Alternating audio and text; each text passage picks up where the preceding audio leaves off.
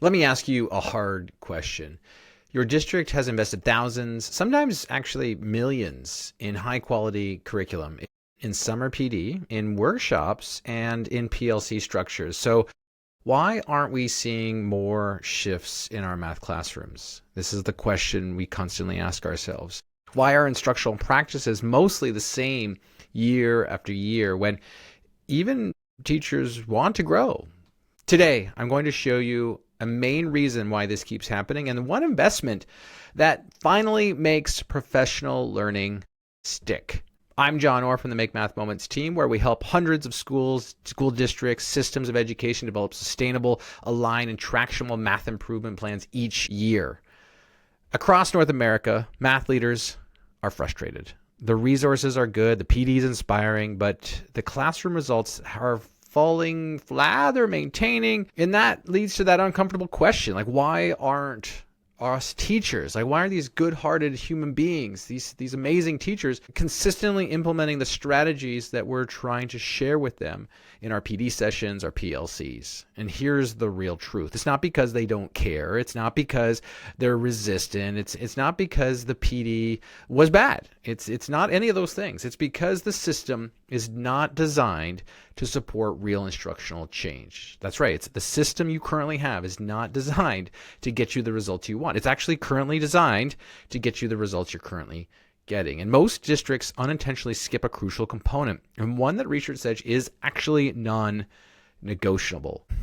And let's take this a little bit further. You've seen this before, like the powerful PD day comes, teachers are excited, mostly, but by October, most of what they've learned is either gone or it didn't show up in the classrooms. And here's why. The National Staff Development Council found that teachers need actually 30 to 100 hours of sustained learning over 6 to 12 months to truly shift towards more inquiry-oriented teaching. The Learning Policy Institute also found that a threshold of about 49 hours per year to measurably move teacher performance and student outcome. 49 hours of professional development time per year to translate professional learning into the classroom and have achievable outcomes for students. And let's be honest, most districts offer maybe 12 hours of PD total. And then when you think about all of those hours added up and the professional learning communities and the time spent, are we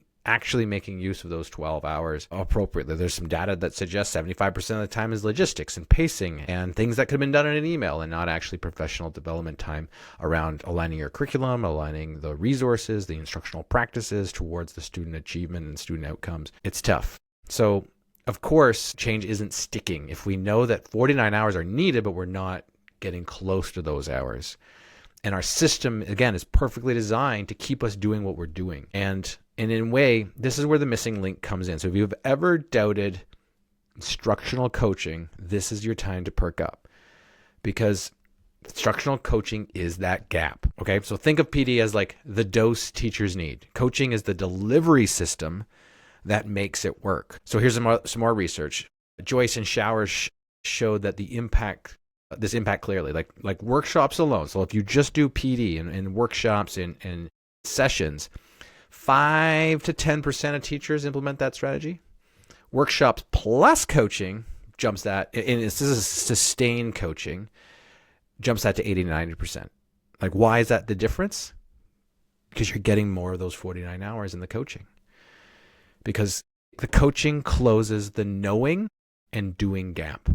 Coaches do what PD like the PD session simply just can't do. Like you're modeling strategies. The coaching can model strategies with real kids in real time.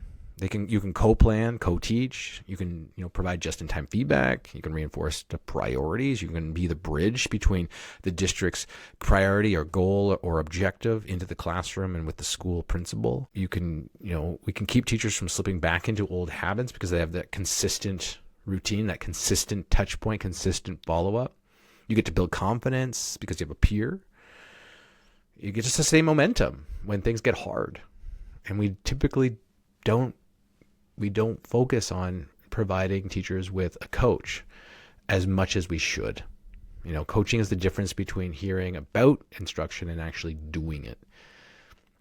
So let's take this a little bit further too. Like there are 4 components teachers and educators, like we are educators. Like we need these. This is true for learning, like any learning really, is that we need these 4 components. And if we don't have these 4 components, then you're not making up the hours that you could be, or the time you could be. Like these need to be focused hours.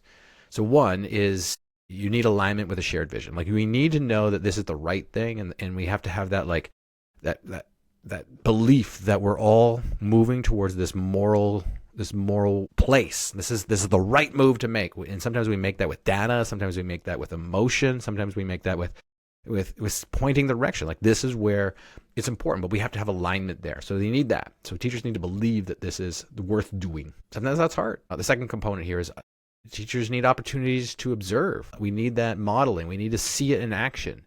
Teachers need to be able to do that. So we need to, have that time to model. The third component here is teachers need to believe in their ability that they can do this and that their students can do this. Coaching can do that. Coaching can help in that area. Obviously, the more practice we get and the consistency we get helps us do that. We can believe that we can do it. Seeing someone else do it doesn't necessarily mean you can believe you could do it. And the fourth component here, which makes up most of that 80 to 90% of adoption, is basically saying like we need that ongoing support, and that's where the coaching comes in. Like you need the ongoing support and follow up. The most fragile and often most missing component was right here. Like we tend to do maybe 1, 2, and 3. Like without coaching, teachers sometimes do number 1 and number 2. Like number 1 being we get some alignment. This is the right move. We try to convince people it's the right move. Number 2 is like we'll model it, we'll show it. Like sometimes you just talk about it, but you take it a little bit step further and you show it. And 3 is occasional because you have that belief, but typically you never get number 4 if you don't you're never going to get number 4 if you don't have coaching. And that's so important for us to make sure. Like if you've ever doubted like we should remove coaches from our buildings, this is why we have stagnant. Like if we have funding for coaching, these are the reasons we need to keep that going. And the question is not about how many how do we get coaching? It's like, well, how many can we coach this year? How many bright spots can we create? That's the important question. And it's who is positioned to do that coaching and how do I support those?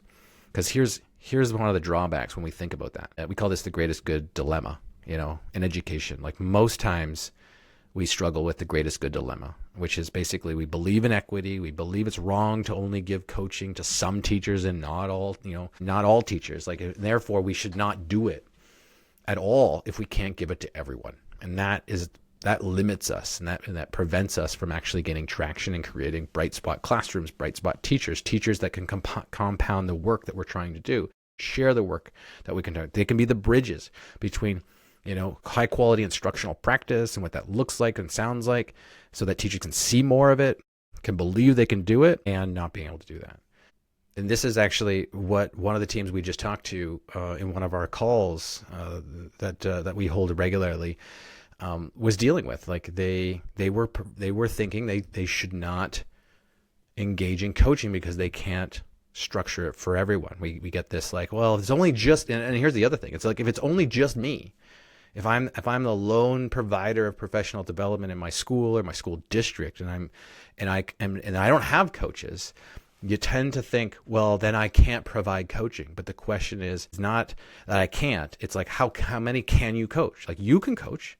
You could decide that that's the most impactful thing, and then you have to get over the greatest good for the greatest number.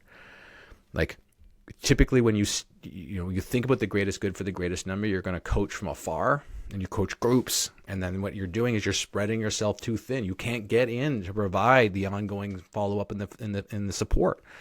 And then therefore no one gets what you need, and you have surface level learning, and you're stuck at that 5 to 10% of adoption forever, for a long time. This is why that we say it takes so long to move a group of educators, is because we're not trying to build one teacher at a time and committing to that.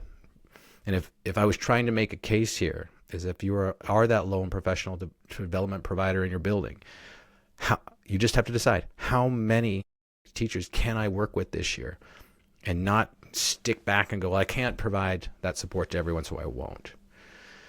Equity doesn't mean giving everyone equal time.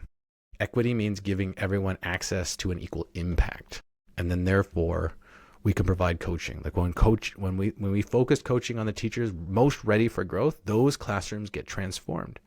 And then other teachers start to ask, what's going on over there? Can I get support too? And then you can have that problem, like work with that problem when it shows up. Don't just stop and not work towards building capacity, and you're building one teacher at a time until it becomes a problem.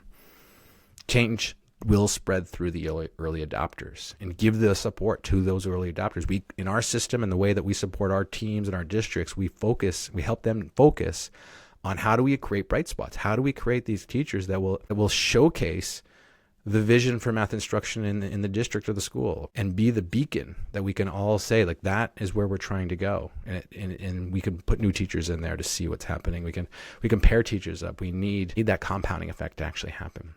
Deep, sustained coaching works like compound interest. You support one teacher deeply for a year, and that teacher becomes a model classroom, a leader in the PLC, a mentor for peers, a co-facilitator PD, a proof point that the vision is possible. And what you're doing is you're building the next round of leaders. And if you're not focused on building the next round of leaders, you're building a fragile system. So we need to make sure that we're focusing on that. That's another reason that coaching can help you build what you want to build. You have to dedicate that time. If your goal is to shift instruction across an entire district, coaching is the lever with the highest return. Nothing else will come close. When districts skip coaching, predictable things happen. Teachers nod during PD, but the practice won't change. New routines get tried once, but meet friction and then get abandoned. Teachers feel isolated. Old habits return. Initiatives stall. Leaders feel frustrated with the inconsistency. Teachers feel overwhelmed and blamed. Vision stays on paper instead of classrooms, and the cycle keeps continuing. This is not a teacher problem. This is a system design problem. Coaching is the mechanism that makes the system work.